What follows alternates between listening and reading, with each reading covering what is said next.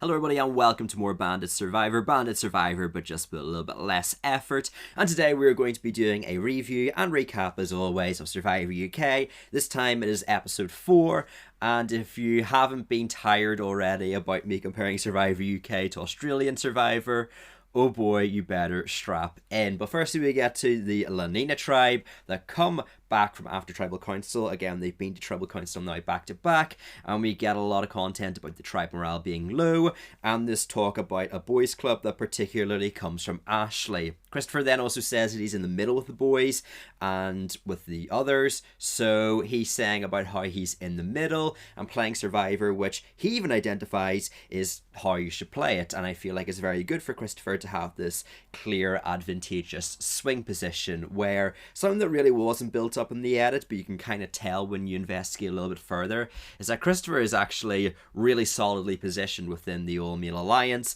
and then obviously he also does have relations to particularly Ashley, but also, as we see, a Hannah and a Ren as well. This then leads into Christopher's backstory, which was super fun. It was a bit goofy, and we did get some fun things about Christopher trying to be as smooth as butter on toast. Something that I did notice, and that could potentially be a winner quote from episode 4, is the fact that he says there's only one of me and there's only one winner, alluding to the fact that obviously the two will align and he could potentially become the winner of Survivor UK. Then we get to the Calaton tribe. We get more content about Jess talking about the elements and the struggle with the tribe shelter. She tries using the tribe shelter as a door. And then we got more content about Shy not fitting in through Tanuki, who gets confessionals. And it is interesting because as we see throughout this episode, really, there's a lot of dunking on Shy, but he never really gets screen time showing him being bad socially. There's kind of points where you can say, okay, he's maybe not great, but not to the degree where, again, he's been bashed on from week 1 to now week 2, and I'm trying to work out if there's something that they literally didn't get on camera that is causing Shy to have all this negative content associated with him. But then we get back to Lanina, where we get this idol search between Pegleg and Doug, and I was actually very impressed with Pegleg's content, where episode 1 and 2, I was a bit down on him. Episode 3, he was a bit better positioned, but again, he didn't have that much standout content, and now this time he is actually giving good strategic insight about the benefits of an idol, why he's searching hard for it, and even talks about the girls being tight. So overall, quite impressive from Pegleg, but we do have the juxtaposition from that to Doug, saying that he doesn't want Pegleg to have the immunity idol, and considering that he later shares the idol with Ren and tells them about it, I think it might be because Doug doesn't fully trust Pegleg, although the argument can be made, obviously, that Doug just wants it for himself and that he's not being fully truthful with Pegleg, especially when he spots the idol, sits on it, and doesn't want him to find it. But the hidden immunity idol, eventually, as Doug does uncover it, so the hidden immunity idol is only playable for the next 3 tribal councils, and there is a bit of ambiguity to that statement of whether it's the next 3 tribal councils in the game. So again, this would be episode 4, so this would be 1 tribal council technically, episode 5 and episode 6, or is it the 3 tribal councils that the specific holder of the hidden immunity idol attends, because that is going to ensure that people might be able to get further in the game with an actual idol that still has use if it's the latter point. But I'm sure we'll get clarification from episode 5 and beyond when Doug talks about his idol again. Then we get to the Calaton tribe, where this ends up with Lawrence telling Tanuki about the third option. And I was actually surprised that in episode 3 he only said about either being the baked potato or the big fish, and he actually says to Tanuki that the middle fish had an idol clue that he didn't take. So you can kind of tell in this content that he's sort of telling it to Tanuki that there's an idol clue that he can share with one person, and she looks excited like Lawrence is about to tell her something, only for him to say, yeah, I didn't get it. So Tanuki is now wanting the idol and wants its power, again just showing how good of a position Tanuki is on the Calaton tribe. On Lanina, we get back to the fact that Hannah is realizing that the girls are going out back to back, and we get a bit of content from her saying that she needs to start taking this into consideration, and even though she does gel with the boys, again, she does want to play with girls. And Ashley also talks about needing people with nimbleness and balance, which I feel is a bit of foreshadowing to the eventual immunity challenge that we get in this episode. But then we get back to Calaton, where there's more talk about Leilani being on the bottom and the weakest in the challenges. Again, kind of what we saw in episode 3, just a little bit more drawn out and a little bit more information about where she sits in the tribe. And we even get the likes of Nathan and Jess dunking on her when she's down at the shore. And Nathan, he has this really funny moment. I don't think he was intending for it to be as funny as it came off to the viewer, but he essentially says that they need to sit Lay out of the challenge that she's going to suck least at, which I find quite humorous. But we get to the reward challenge, which again, another challenge based off Australian Survivor. This is one we saw on Champions vs Contenders 2, where there's a lake of about waist-high water, and you have to go on against an opponent. You're locked in this kind of lake, if you will, and you have to reach the other side and reach the opposing side's bell before they can ring it. It's a physical challenge, and it's also one that involves a good bit of speed.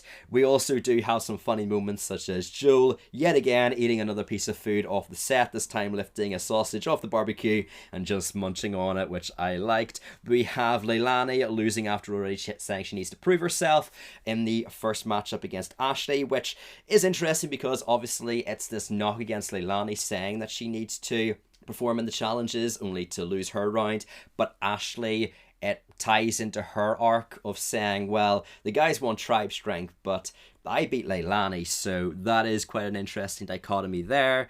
I'm also surprised that everyone was grabbing onto each other, where I know there were people on the cast that had seen Australian Survivor before coming out, and I was surprised that the strategy was basically go in the middle, grab someone, and if they're going down to your corner, keep trying to drag them away. Where we even saw in Australian Survivor Champions vs Contenders 2, after about the first 2 rounds, people started adapting their strategies, where you would see people meeting in the middle and trying to shove each other to push each other off the momentum, and then go full sprint towards each other's bells. And it came down to a second, half a second between who would end up hitting each other's bell. Whereas this time it was basically blowouts, where the person that had the back foot just decided to try and drag the person, which seemed like a bit of an non-optimal strategy. We get some negativity towards Shy as well during the challenge, where Matthew says that he wanted to go, but Shy already went ahead.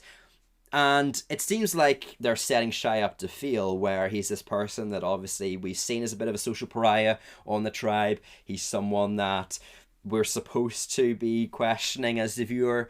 But again, all this content happens just for Shy to win. So I'm really interested with how we're supposed to perceive his edit, because this isn't the first time now where Shy's had a negative edit and he's rebounded. Again, in episode 2, he was talked about someone that isn't socially integrated within the tribe, only for him to say, I got to vote the last tribal council, I need to be more under the radar and try to be what people want me to be. So it is interesting if this is a growth arc. It'd be a bit of a weird one, but I guess we'll see. And then after the challenge, we have Ashley saying about the boys club overestimating themselves when she won and Lee lost, again setting up this Ashley-Lee rivalry, which is quite fun. And it'll be interesting to see who comes out on top, because both Ashley and Lee have their positives and their negatives.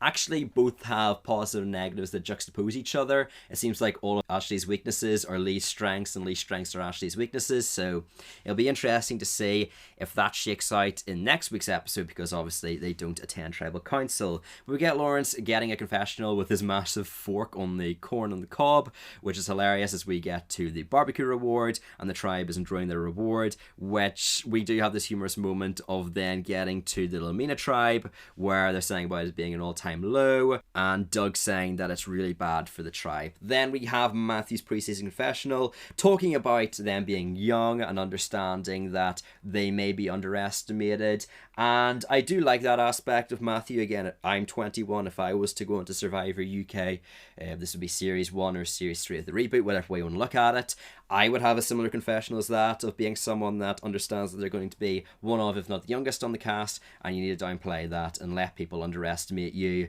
But we also do get more content from the tribe, and it is weird that they're almost seeming to willingly throw the challenge to get Shay out. We get talks from Rachel, Tanuki, and Matthew at the tribe shelter, which seems a bit overboard for the amount of content we got from Shay, but I guess we'll see. We also have Shy talking about being introverted compared to the extroverted tribe, and I do feel like this is a bit of like a rationale piece for Shy, kind of explaining why they aren't gelling with the tribe as much, and I do feel bad for them, as you can clearly tell that Shy is just someone that needs some time to be able to adjust to things. They're not as outgoing as the rest of the tribe. And I do feel like if he was placed on the Lenina tribe, he may be able to integrate himself better into the core majority.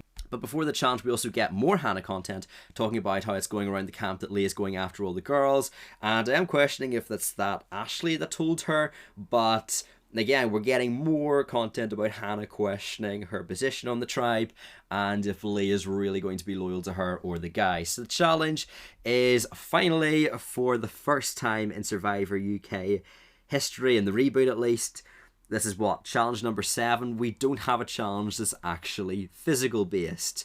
It's not necessarily a puzzle, so I don't think I can get too excited, but it's like dexterity, balance based. It's the Brains versus Brawn Australian Survivor Challenge, where you have to provide tension on a rope and balance blocks in a disc. So at least it's training new skills and is allowing more people to shine, as we do see Leilani is actually really good in this challenge, and she even gets constant mention by her tribe mates, by the edit, about how she's doing fantastic in the challenge.